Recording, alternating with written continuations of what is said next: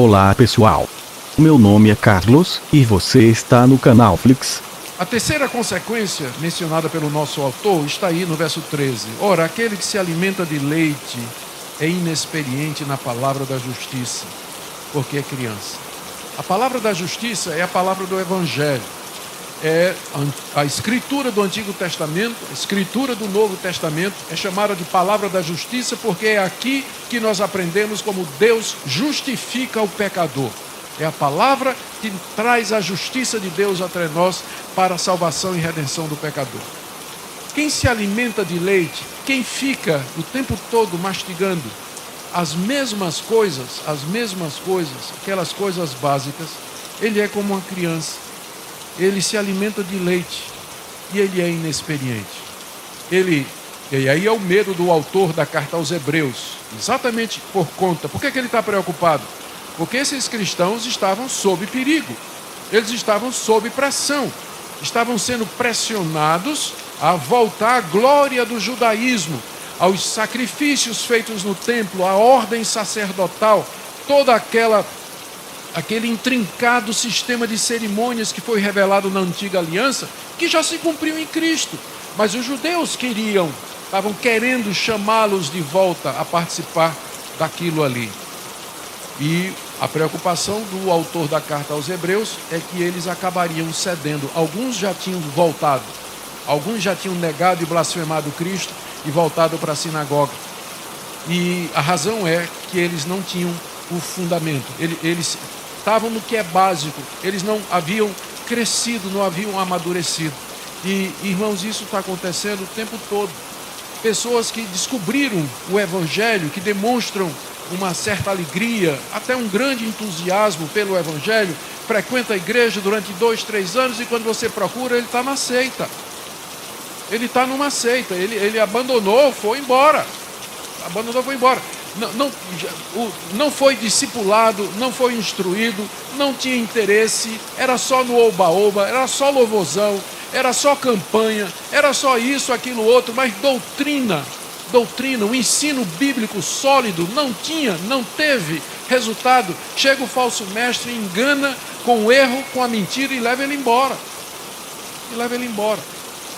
Por quê? Porque ele é inexperiente na palavra da justiça. Inexperiente.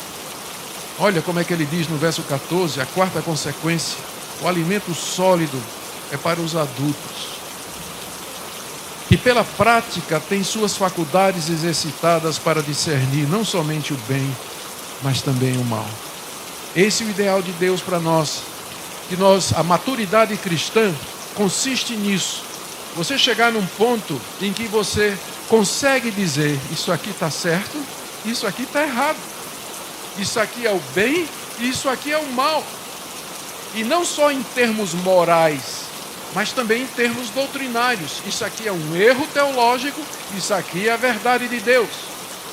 E esse discernimento do bem e do mal, do certo e do errado, da verdade e da mentira, acontece porque as pessoas são tardios em ouvir a palavra de Deus, como está dito aqui no verso 11. Vocês já deviam ser mestres, ensinando outra pessoa, mas agora vocês têm que voltar como crianças, lá para o maternal, para beber leite.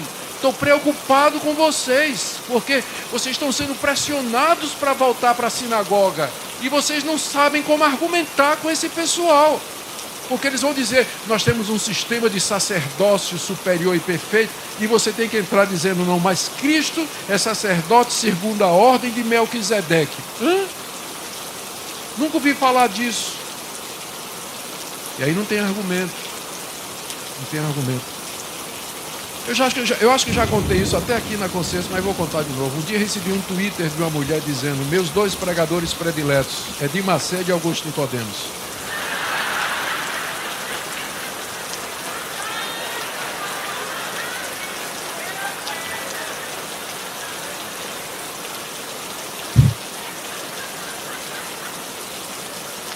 Qual o problema com esse Twitter?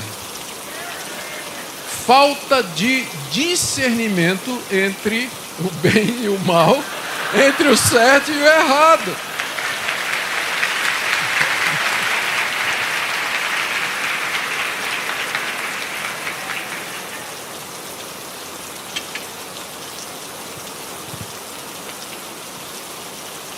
Exatamente.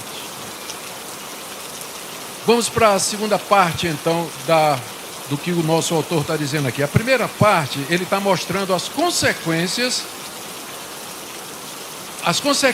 de você parar nos fundamentos da Nova Jerusalém, de você ficar no beabá, no leite. Ele mostrou aqui quais são as consequências. E agora, na segunda parte, ele faz uma exortação para que os seus leitores progridam, eles avancem além dos fundamentos.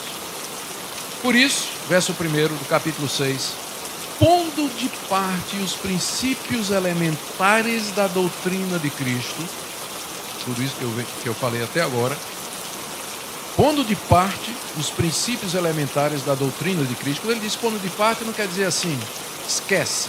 Não, ele está dizendo, indo além dos princípios elementares da doutrina de Cristo, deixemo-nos levar para o que é perfeito.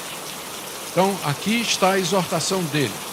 Irmãos, vamos ultrapassar o primeiro ano, onde nós aprendemos o que ele chama aqui, os princípios elementares da doutrina de Cristo. Que Cristo é o Filho de Deus, que Ele é o Salvador, que Ele é o Messias, que Ele morreu na cruz pelos nossos pecados.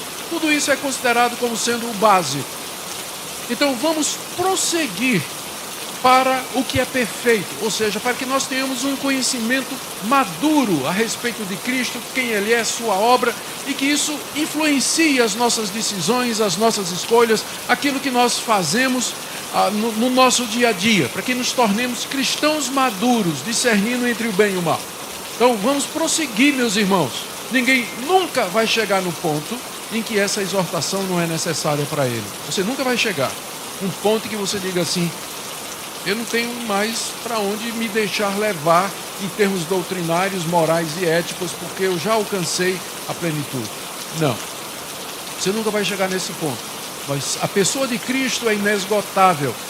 Nele estão escondidos todos os tesouros da sabedoria e na ciência, porque aprove a Deus que residisse nele toda a plenitude. Você acha que você pode esgotar o conhecimento, a beleza, a glória do Rei dos Reis, do Senhor Jesus, aqui nessa vida?